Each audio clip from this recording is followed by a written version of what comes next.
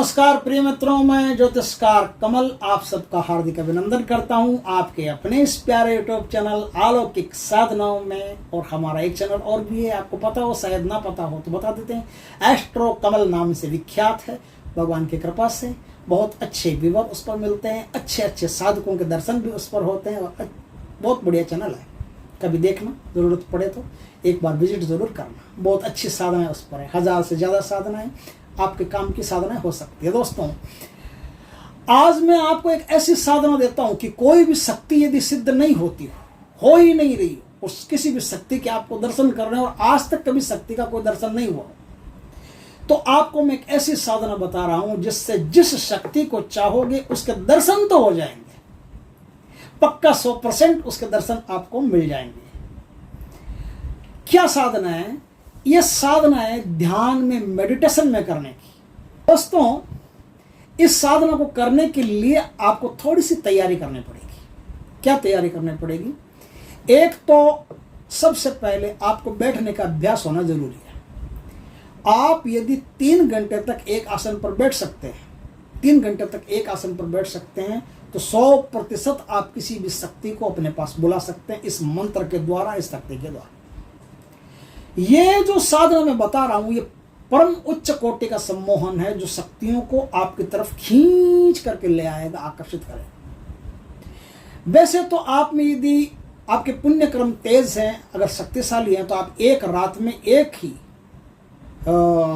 बैठक में किसी भी शक्ति का दर्शन कर सकते हैं, एक ही बैठक में। यह साधना कृष्ण पक्ष की अष्टमी से शुरू होती है।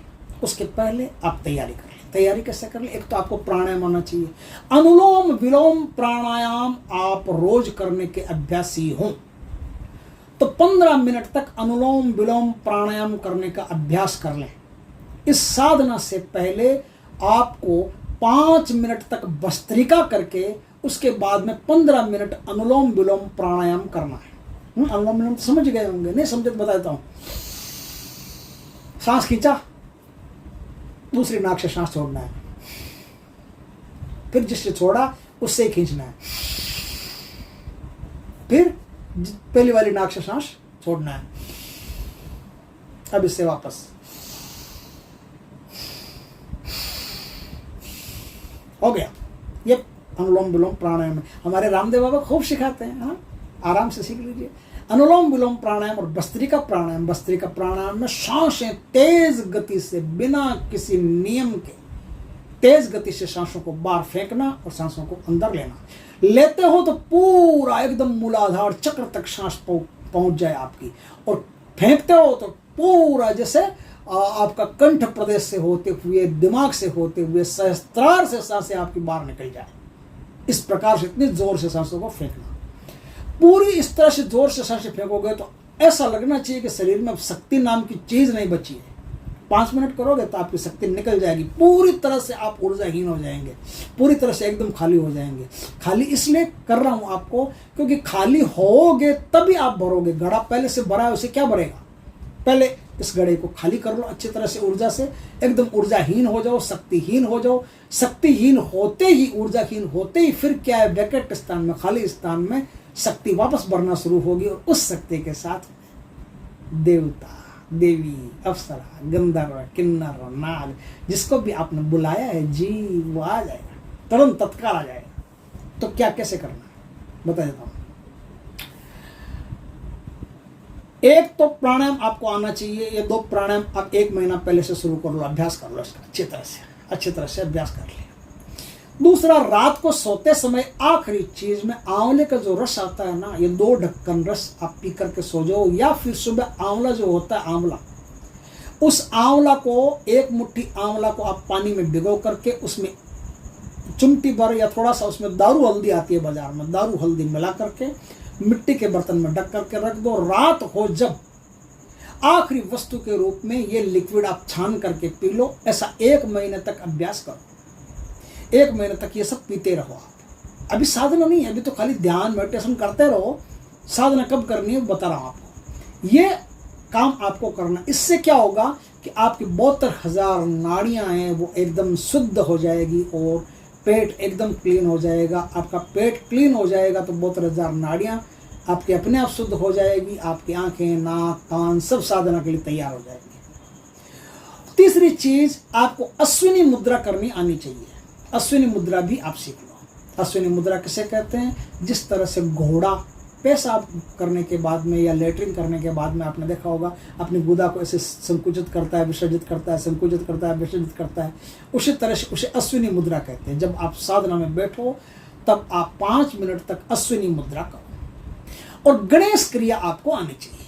गणेश क्रिया बोलते हैं, किसे बोलते हैं? कि ये जो आपकी लेफ्ट हैंड की सबसे पहली अंगुली है तर्जनी, इस तर्जनी अंगुली का नाखून एकदम काट कूट के एकदम उस नाखून पर वो क्या बोलते हैं, मशीन से रगड़ते हैं, उसको एकदम चिकना कर लिया ताकि कहीं में नाखून गड़े नहीं, चुभे नहीं। इस प्रकार से उस नाखून को कर लो, आप तैयार कर लो। अब क्या है, जैसे आप लेटरिन जाके आ गए, सोच कर लिया अच्छी तरह से, आपका गुदा धो लिया।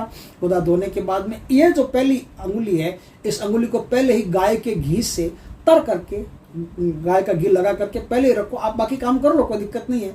अब क्या है, एकदम लेटरिन वेटरिन जाके आ गए, अब गुदा के अंदर ही अंगुली उतार करके ऐसे ऐसे ऐसे ऐसे गोल गोल गोल गोल हल्का हल्का हाथ से घुमाओ, घुमाते घुमाते घुमाते घुमाते, और जो गुदा में मल रहेगा वो भी निकल करके बाहर आ जाएगा। फिर अंगुली को, हाथ को अच्छी तरह से धो लो, साफ कर लो। इसे गणेश क्रिया कहते हैं तंत्र में।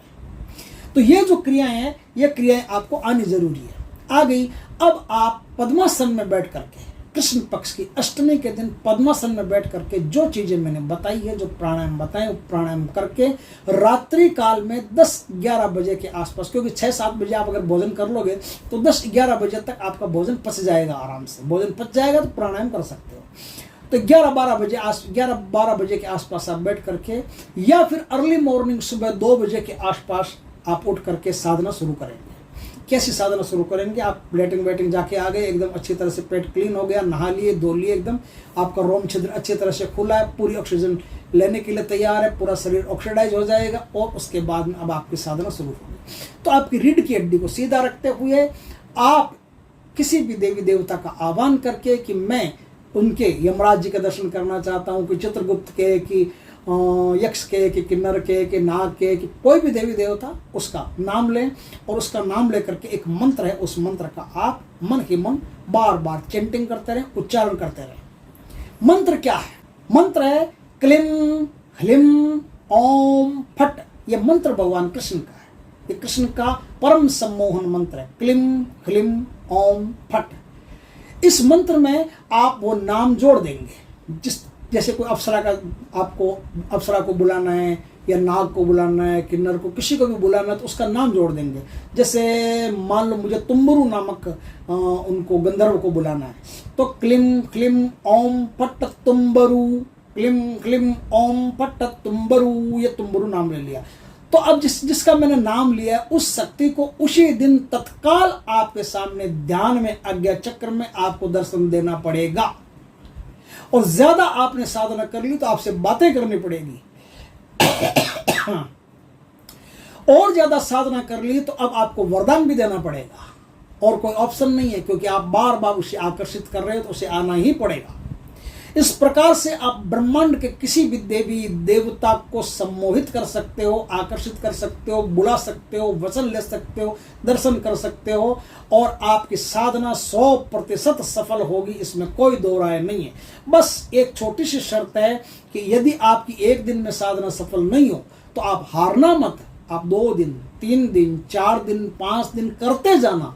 करते गए तो पक्का 100% आप इस साधना से किसी का भी सम्मोहन कर सकते हो, किसी को भी बुला सकते हो।